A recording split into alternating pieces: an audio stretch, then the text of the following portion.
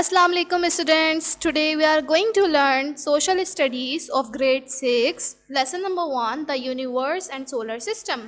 The universe means कायनात, solar system means निज़ाम शमसी.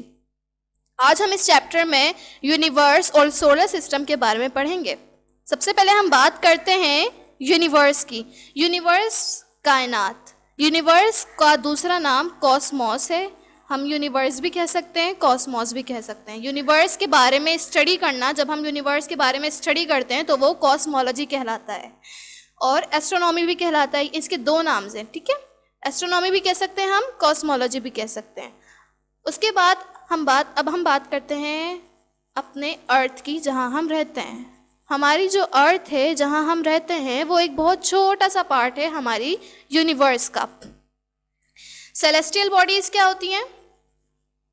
Celestial हमारे आसमान पे ज़मीन है हमारी. उसके बाद ये ज़मीन भी हमारा एक प्लैनेट है. हमारा जो आसमान होता है, हमारा आसमान के ऊपर जो जो ऑब्जेक्ट्स पाए जाते हैं लाइक स्काई, मून, सन, स्टार्स, ये सारी जो ऑब्जेक्ट्स हैं ये कहलाई जाती हैं सेलेस्टियल बॉडीज़. क्या कहलाई जाती हैं? Celestial bodies. तो ये तो बात की हमने यूनिवर्स की. अब हम बात करते हैं सोलर सिस्टम की. सोलर सिस्टम मीन्स निज़ाम शमसी. मैं आप लोग को बता चुकी हूँ. सोलर सिस्टम के बारे में आप लोग पहले भी पढ़ चुके हैं. सोलर सिस्टम को हम इतना डीपली जो है वो डिस्क्राइब नहीं करेंगे क्योंकि आप लोग पहले भी क्लासेस में पढ़कर आ चुके हैं सोलर सिस्टम के बारे में. सोलर सिस्टम सबको पता है. सोलर सिस्टम में कितने प्लैनेट्स होते हैं?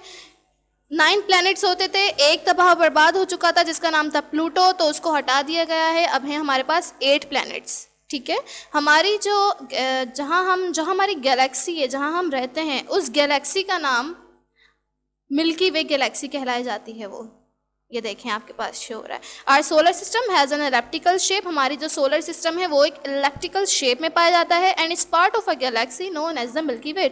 और वो जो उसका पार्ट है गैलेक्सी का वो हमारा मिल्की वे कहलाया जाता है. मतलब कि जो हमारी गैलेक्सी है वो मिल्की वे गैलेक्सी कहलाई जाती है जहाँ हम रहते हैं. अब बात करते हैं हम नेब्यूला की. तो नेब्यूला क्या होता है? नेब्यूला एक बेसिकली एक क्लाउड है जो कि डस्ट और गैस से मिलकर बना है.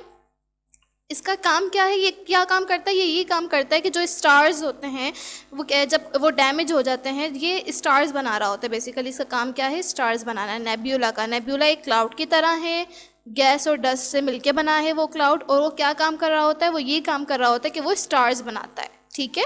उसके बाद हम बात करते हैं प्लैनेट्स के बारे में. प्लैनेट्स हमारे पास, प्लैनेट्स को हमने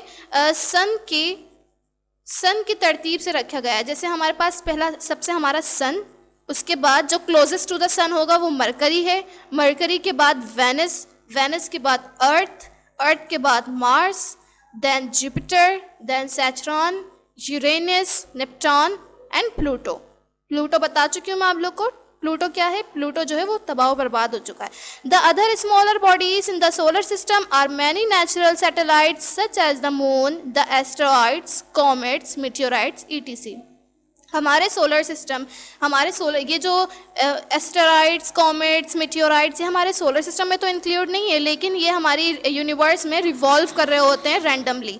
ओके, अब इसके बारे में पढ़ते हैं. ये क्या है?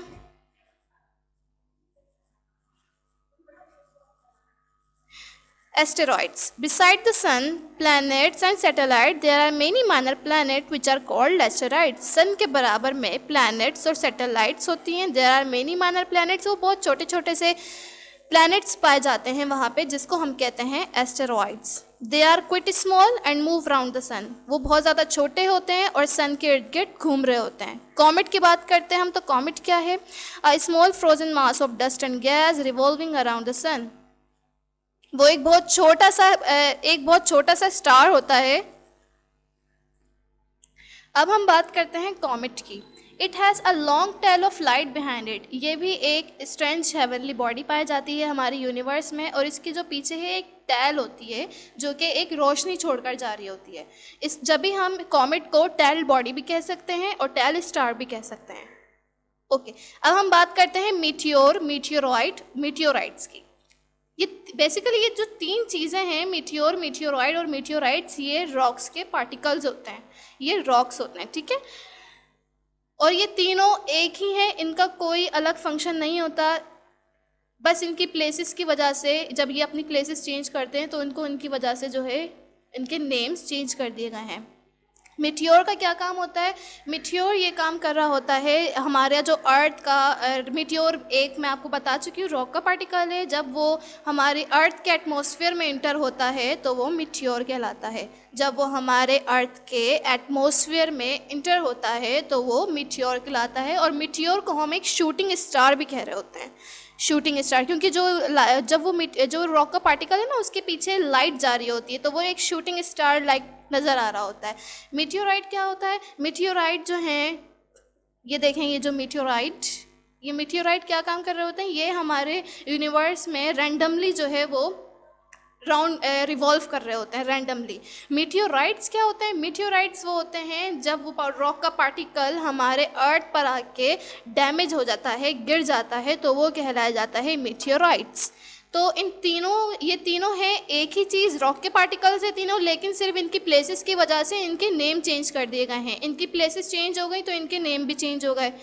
तो ये था आज का हमारा topic, the universe and the solar system. अब आप इसको अच्छी तरह से रीड करें। Thank you. अल्लाह हाफिज़।